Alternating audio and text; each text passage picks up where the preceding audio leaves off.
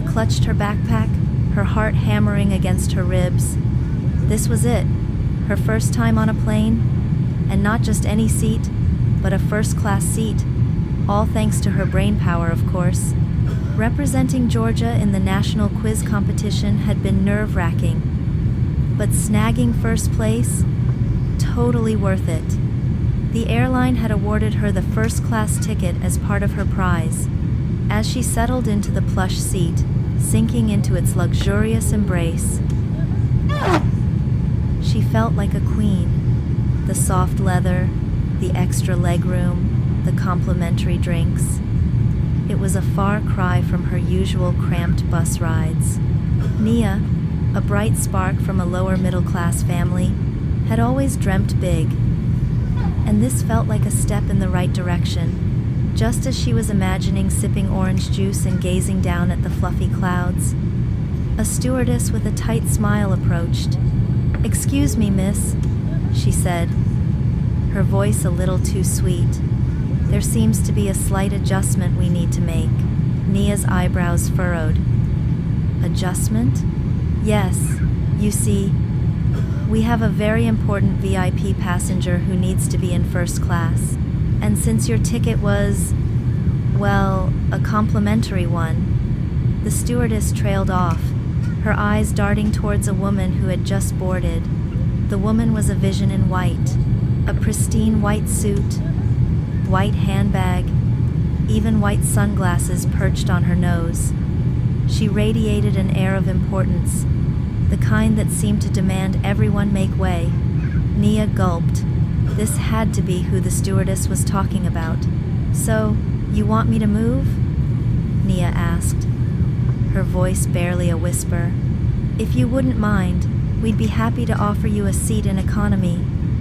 The stewardess's smile didn't quite reach her eyes. "It's just that Miss Dubois here is a very valued customer, and we want to ensure her comfort." Nia's initial reaction was anger. This wasn't fair. She had earned this seat. It wasn't just given to her. But then, her grandmother's voice echoed in her head. "Nia, baby, sometimes the Lord asks us to be still. Don't go looking for trouble. Let him fight your battles." Her grandmother, a devout Pentecostal Christian, had called that morning, her voice filled with love and a hint of warning. Nia hadn't told her about the first-class ticket, wanting to surprise her, but Granny always had a way of knowing things.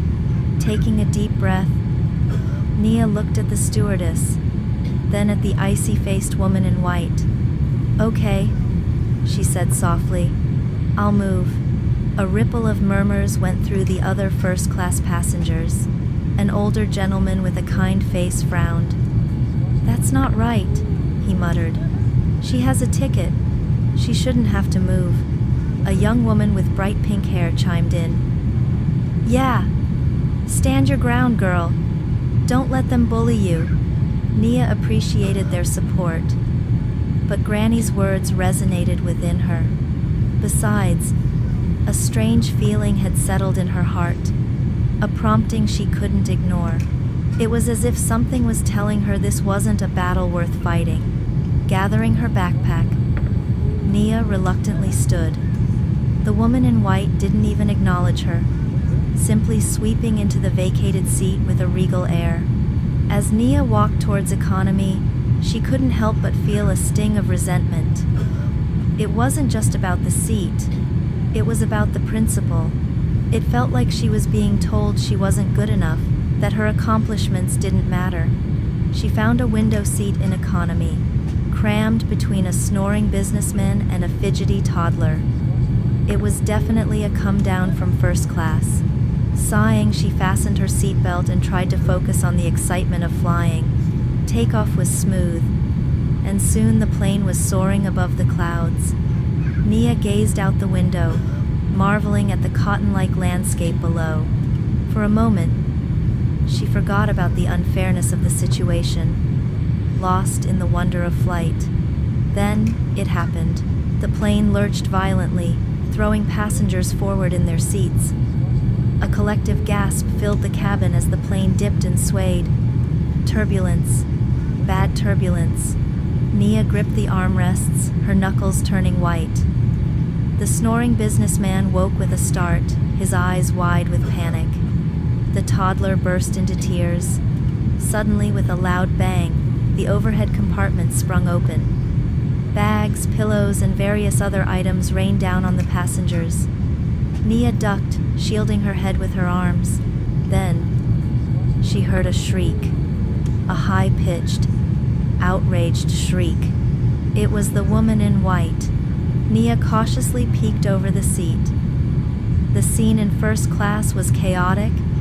The pristine white suit was no longer pristine. A rogue backpack had burst open, spilling its contents, a set of brightly colored marker pens, all over the woman. The markers had exploded upon impact, leaving vibrant streaks of red, blue, green, and yellow across the white fabric.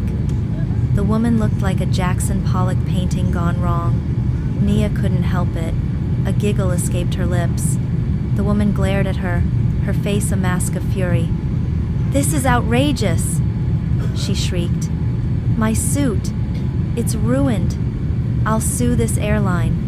The stewardess rushed over, her face pale with concern. "Miss Dubois, are you all right?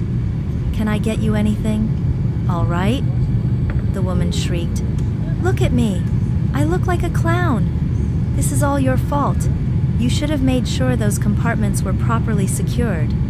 As the stewardess frantically tried to dab at the stains with a wet cloth, making them even worse, Nia felt a wave of amusement wash over her. It was like something out of a movie. The arrogant VIP, brought down by a pack of rogue markers. The turbulence subsided, and the plane leveled out.